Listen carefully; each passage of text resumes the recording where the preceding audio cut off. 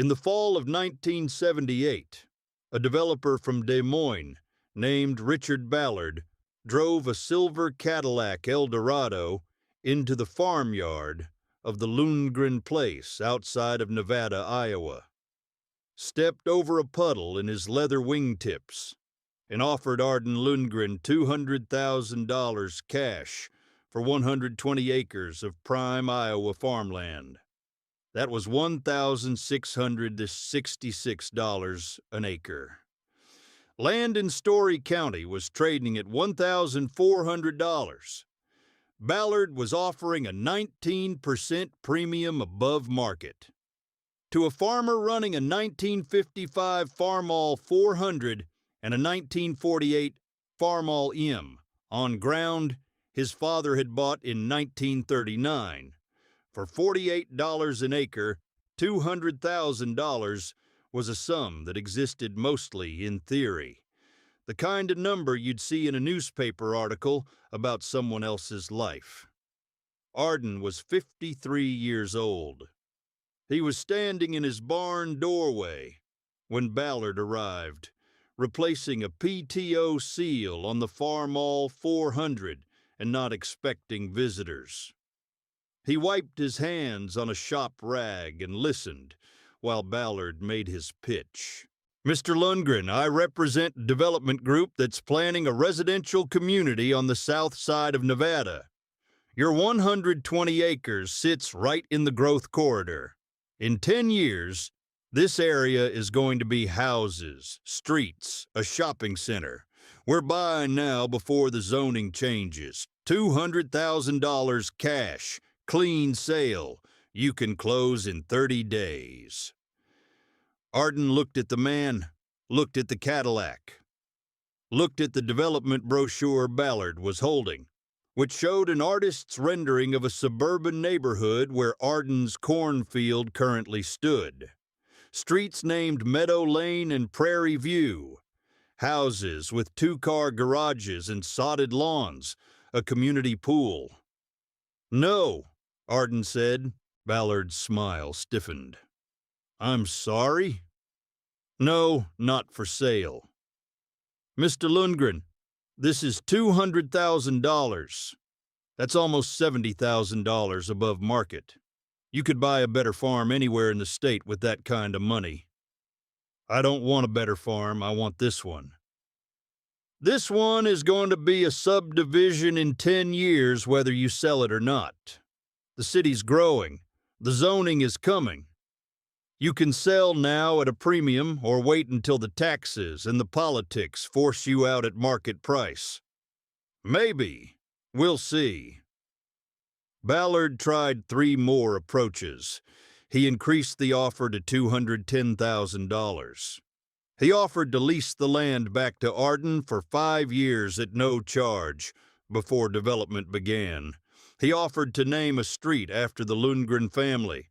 Ardan said no to each one, politely, firmly, and without explanation. Ballard drove away in his Cadillac. He was angry, which was unusual for a man who'd built a career on patience and persuasion. He told his partners that Ardan Lundgren was either the shrewdest negotiator in Story County or the most stubborn fool. Either way, they'd need a different parcel. By the end of the week, the story had made its way through Nevada.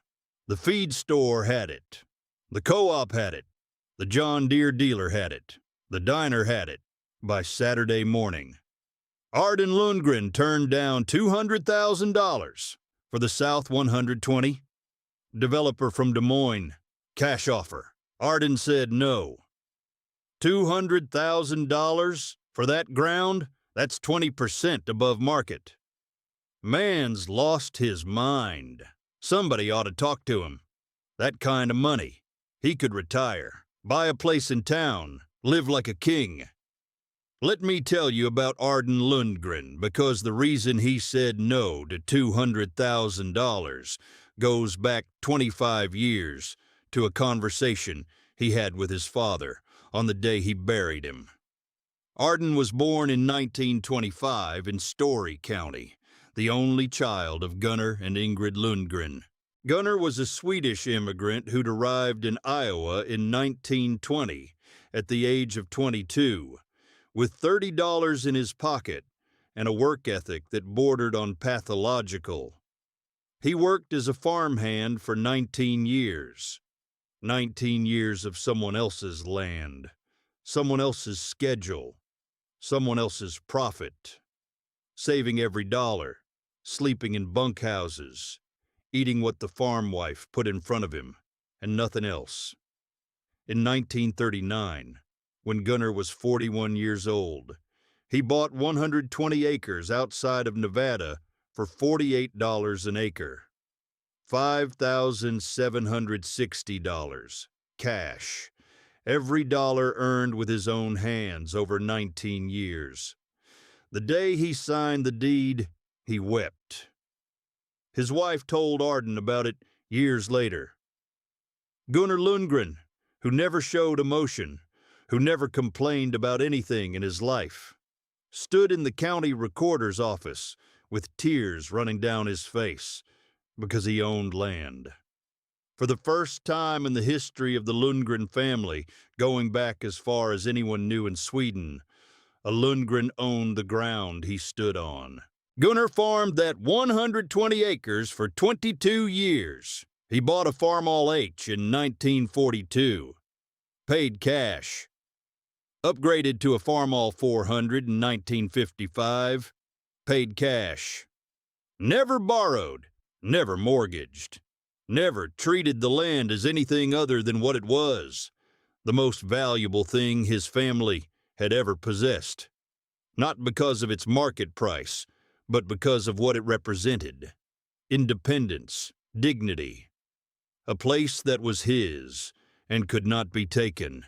Gunnar died in 1961. Cancer. He was 63. Ardan was 36. On the morning of the funeral before the service, Ardan drove to the farm and walked the fields one last time with his father's voice in his head. Not a literal voice. Gunnar had been too sick to talk by the end. But the things Gunnar had said over 36 years of father and son conversations, distilled into the core truths that Ardan carried like stones in his pocket. The one that mattered most was something Gunnar had said when Ardan was 18. The year Ardan told his father he was thinking about taking a factory job in Ames instead of farming. "You can always find a job," Gunnar said. "You can never find this land again. Once you sell it, it's gone. Not just from you, from your children and their children. A man who sells his land sells his family's future. The money will be spent in 10 years. The land will be here in 100. Ardan didn't take the factory job. He stayed on the farm, and when Gunnar died, Ardan inherited the 120 acres, the Farmalls, and his father's conviction that the land was not for sale, not at any price, not under any circumstances, not for any reason. So when Richard Ballard stepped out of his Cadillac in 1978 and offered $200,000, Ardan didn't weigh the pros and cons. He didn't calculate the return on investment. He didn't think about what he could buy with $200,000. He thought about his father crying in the recorder's office in 1939, and he said no. Let me tell you about the next 25 years, because that's where everyone decided Ardan was crazy, and then slowly, painfully, realized he wasn't. The development didn't happen, not the way Ballard predicted. The 1980s farm crisis killed the growth projections. Iowa's economy contracted. Housing starts in Story County dropped by 60%. Ballard's development group bought a different parcel, 80 acres north of Nevada, cheaper ground, and broke dirt on a subdivision called Prairie Estates in 1981. They built 30 houses before the recession stalled the project. The remaining lots sat empty for 12 years.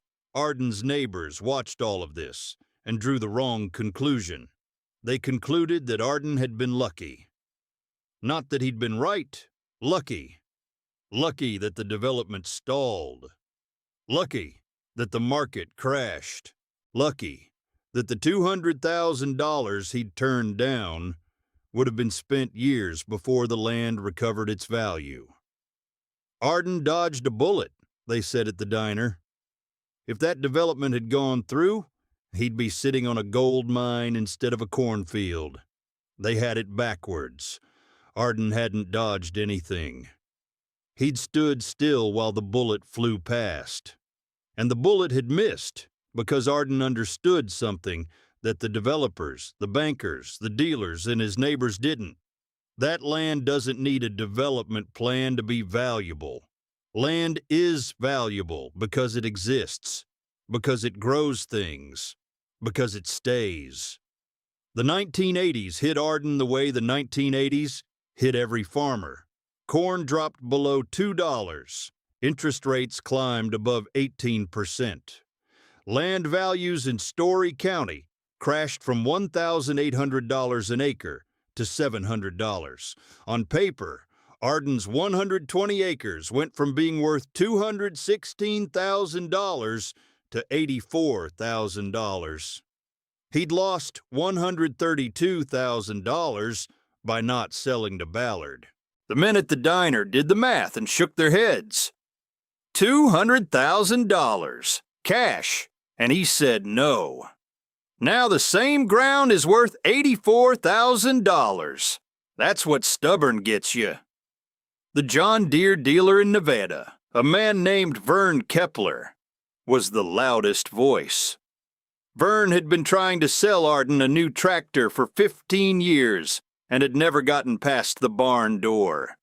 Ardan's refusal to modernize, still running the 1955 Farmall 400 and the 1948 M in 1985, was a personal affront to Vern's professional identity. The man turned down $200,000, and he's still farming with 30-year-old equipment. He doesn't know the value of money because he's never had any. If he'd sold in '78, he'd have $200,000 earning interest while he farmed somewhere else with a real tractor. Instead, he's got 120 acres worth half what Ballard offered, and 2 farmalls that belong in a museum. Vern said this in 1985. He said it loudly, he said it often, and for the next 18 years, the county agreed with him. Ardan Lundgren was the crazy farmer who'd turned down $200,000 and lived to regret it. Except Ardan didn't regret it. Not once. Not when the land value dropped. Not when the prices crashed. Not when the diner consensus was that he was the biggest fool in Story County. Because Ardan's costs never changed. The farmalls were paid for. The land was paid for. No equipment notes, no mortgage, no interest. When corn dropped to $1.80, Ardan tightened his belt. When it dropped to $1.60, he tightened more. His annual expenses, fuel, seed, fertilizer, property tax, ran about $8,000 in a bad year. His 120 acres, at even depressed yields and depressed prices, netted him $12,000 to $15,000. He was never comfortable. He was never desperate. He just kept farming, and he kept saving. The same quiet, invisible saving that every protagonist on this channel seems to do while the world assumes they're poor. $4,000 a year in the bad times, $8,000 in the good times. Year after year, decade after decade, the money accumulating in a savings account at the Story County State Bank, while Vern Kepler sold John Deeres on credit to men who couldn't keep up with the payments. By 2000, Ardan's savings account held $142,000. He was 75 years old. He'd been farming the same 120 acres for 39 years. The Farmall 400 had 16,000 hours on it. The Farmall M had 19,000, both still running, both still pulling their weight. And the land values were coming back. Let me tell you about what happened between 2000 and 2003, because this is where Ardan Lundgren went from crazy to profit. Iowa farmland started climbing in the late 1990s. The ethanol boom was building. Corn was no longer just food and feed. It was fuel. Demand surged, prices climbed, and land values, which had been flat or declining since the crisis, began to rise. In 2000, Story County farmland was worth $2,200 an acre. In 2001, $2,600. In 2002, $3,100. The climb was relentless, driven by a combination of ethanol demand, low interest rates, and a flood of investment capital looking for safe assets after the dot-com crash. Every month, Ardan's 120 acres was worth more than it had been the month before. The land he'd refused to sell for $200,000 in 1978, $1,666 an acre, was now approaching $3,000 an acre. Then $3,500, then $4,000. The diner conversation shifted, slowly at first, a comment here, a raised eyebrow there, then faster as the numbers became undeniable. You see what land's selling for south of Nevada, $3,800 an acre.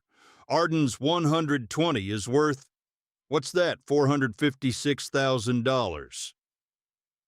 Ballard offered him $200,000 in '78. And we called him crazy. We called him crazy for 25 years. In the spring of 2003, a second developer came to the Lundgren farm. Not Ballard, a new group, younger, from Ankeny. The south side of Nevada had finally started to grow the way Ballard had predicted 25 years too early. New houses were going up. A shopping center was being planned. The growth corridor that Ballard had described in 1978 was arriving in 2003, a quarter century late, but with the same appetite for farmland. The developer's name was Kevin Park. He was polite, professional, and he came prepared. He sat at Ardan's kitchen table, the same table where Ardan had eaten every meal for 42 years, and made his offer. Mr. Lundgren, based on comparable sales and the development potential of your property, we'd like to offer $720,000 for the 120 acres. That's $6,000 an acre. $720,000. The land Ballard had offered $200,000 for. The land the county had said was worth $84,000 in 1985. The land everyone had told Ardan he was crazy to keep. $720,000. Ardan was 78 years old. He was sitting at his kitchen table in the same farmhouse his father had bought. The Farmall 400 was in the barn. The Farmall M was beside it. The 120 acres was outside the window, corn stubble from last fall's harvest still visible in the spring mud. "No," Ardan said. Kevin Park blinked. "I'm sorry, did you say no? Not for sale?" "Mr. Lundgren, this is $720,000. That's 3.6 times what Mr. Ballard offered in 1978. You could... I know what I could do. I could sell this land and take the money and buy a house in town and sit on a porch until I die." My father worked 19 years as a hired hand to buy this ground. He paid for it with his own hands. Every dollar. I've farmed it for 42 years. It's not for sale. Not for $200,000. Not for $720,000. Not for $1 million. Everything has a price, Mr. Lundgren. No, son. Everything has a value. That's not the same thing. Kevin Park drove away. Unlike Ballard, he wasn't angry. He was confused. In his world, the world of development and finance and highest and best use analysis, a man who refused $720,000 for 120 acres of farmland was irrational. The land's value as a development parcel was higher than its value as a farm. The economics were clear. The decision should have been obvious. But Ardan Lundgren didn't make decisions based on economics. He made decisions based on what his father had taught him 40 years earlier. The money will be spent in 10 years. The land will be here in 100. Let me tell you about the aftermath, because the story didn't end with the second refusal. It kept going. The development group bought a different parcel, 100 acres east of Nevada, from a farmer who needed the cash. They built a subdivision called Stone Creek. Nice houses, good schools, property values climbing every year. The kind of development that makes everyone involved wealthy. Ardan's 120 acres stayed a farm, and the land values kept climbing. $6,000 an acre in 2003. $7,500 in 2006. $8,800 in 2008. The ethanol boom, the commodity supercycle, the global demand for grain. Every force in the agricultural economy was pushing land values upward, and Ardan's 120 acres rode the wave without lifting a finger. Vern Kepler retired from the John Deere dealership in 2001. He'd spent 30 years selling tractors, and in that time he'd watched Ardan Lundgren refuse every offer, equipment, development money, modernization, all of it, and emerge on the other side richer than any of Vern's best customers. In the fall of 2003, a few months after Ardan turned down the $720,000 offer, Vern drove out to the Lundgren farm for the first time since his retirement. He found Ardan in the barn, same as always, adjusting something on the Farmall 400. Ardan, Vern, been a while. Heard about the offer, $720,000. That's what they said. And you said no. I did. Vern leaned against the barn door. He was 68 years old, retired, living on a fixed income from his dealership pension and Social Security. His best years of selling John Deeres on credit to expanding farmers had ended when the crisis destroyed half his customer base. He'd rebuilt, survived, retired. But wealthy? No. Comfortable. Not wealthy. I've been telling people you were crazy for 25 years, Vern said, since the Ballard offer. I told everyone at the diner, at the co-op, at the dealership. Ardan Lundgren turned down $200,000, and he's still running 2 Farmalls from the Eisenhower era. The man doesn't know the value of money. I know. I was wrong, Ardan, about all of it. The $200,000, the equipment, the way you farm. Everything I thought I understood about the economics of agriculture. You've disproved it by sitting still. I didn't disprove anything, Vern, I just didn't sell. That's the same thing. Every man I sold a tractor to needed a loan. Every loan needed collateral. Every piece of collateral was the land. And when the crisis came, the loans killed the farms. You never took a loan. You never needed collateral. You never risked the land. My father taught me that. Your father taught you well. Vern looked at the Farmall 400, 48 years old, still running.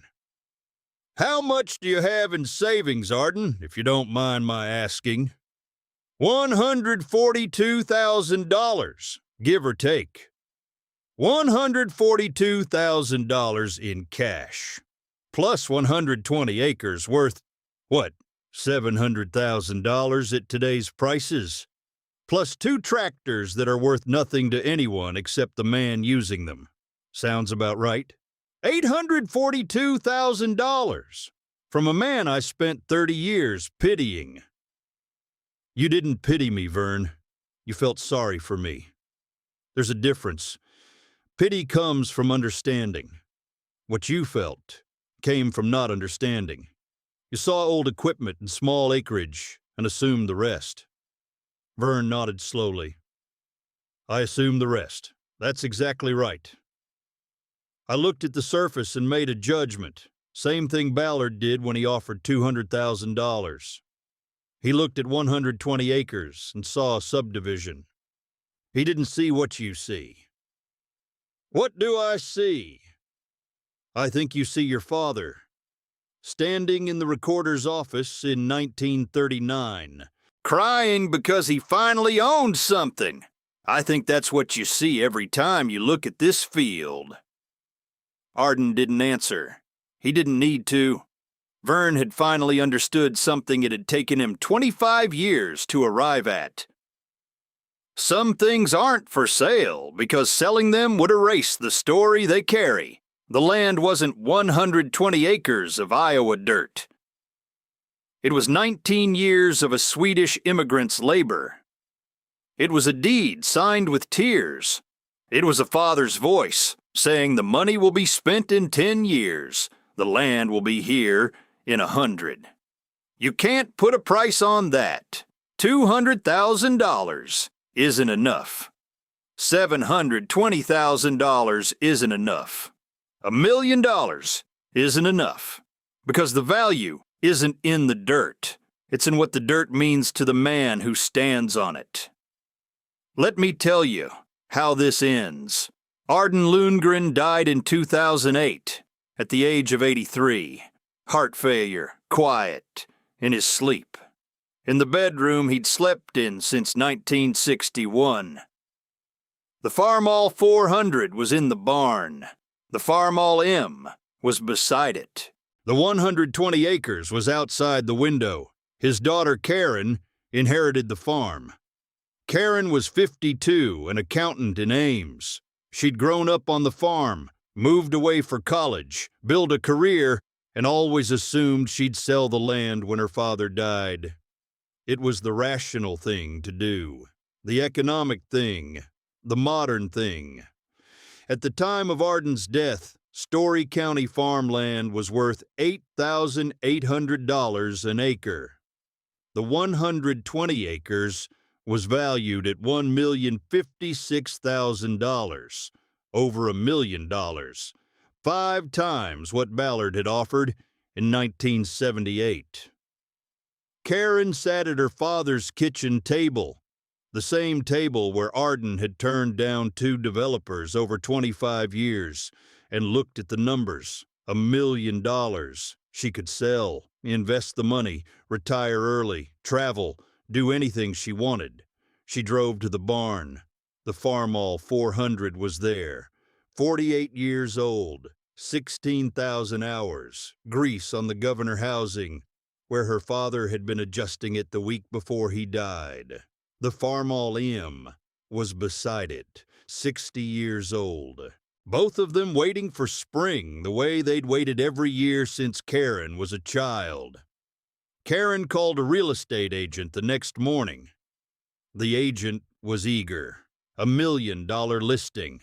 Prime development ground on the growth corridor south of Nevada. The commission alone would be... I don't want to list it for sale, Karen said. I want to list it for lease. Farmland only. Long-term lease.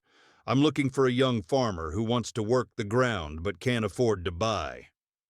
The real estate agent was quiet for a moment. "You're not selling. My father turned down $200,000 for this land in 1978. He turned down $720,000 in 2003. He didn't do that so I could sell it for $1 million the year he died.